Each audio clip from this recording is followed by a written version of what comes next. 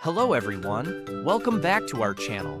Today, I'm going to share a beautiful and inspiring story called The Magic Jar of Seeds. This story will not only touch your heart, but also help you improve your English listening skills. Before we begin, please make sure to hit the like button and subscribe to our channel so you don't miss our upcoming stories. Now, let's dive into the magic. Once upon a time, in a small, quiet village nestled between beautiful green hills and a sparkling river, there lived a young boy named Leo. Leo was known for his bright smile and a heart as big as the ocean. The village was a peaceful place, but life was not always easy. The villagers were simple farmers who worked hard from sunrise to sunset. However, for the past 2 years, the rains had forgotten to fall, and the once lush fields had turned into dry brown dust. One hot afternoon, while Leo was walking near the village entrance, he spotted an old man sitting under a withered tree. The man looked incredibly tired.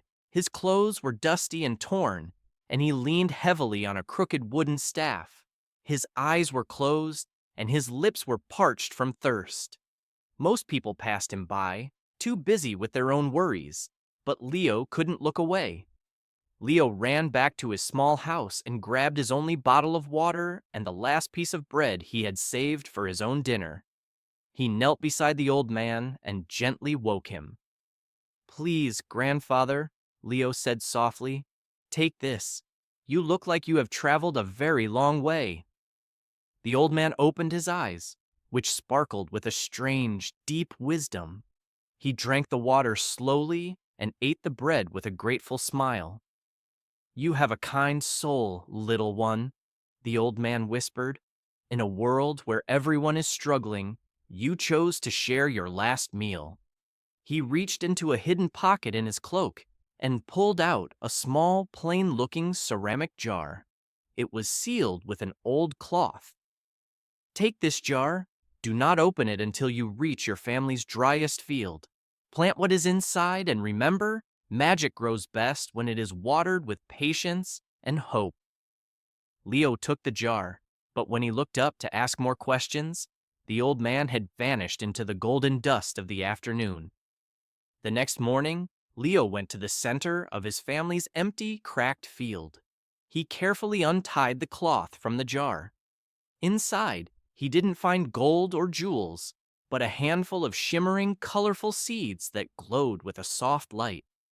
Day after day, Leo worked. He carried heavy buckets of water from the deep village well, which was nearly dry. He dug small holes in the hard earth and planted the glowing seeds. His neighbors laughed at him. "Leo, nothing will grow in this heat," they said. But Leo didn't listen. He remembered the old man's words about patience. He spent his nights guarding the field and his days watering it, even when his muscles ached and his hands were blistered. On the seventh day, something miraculous happened.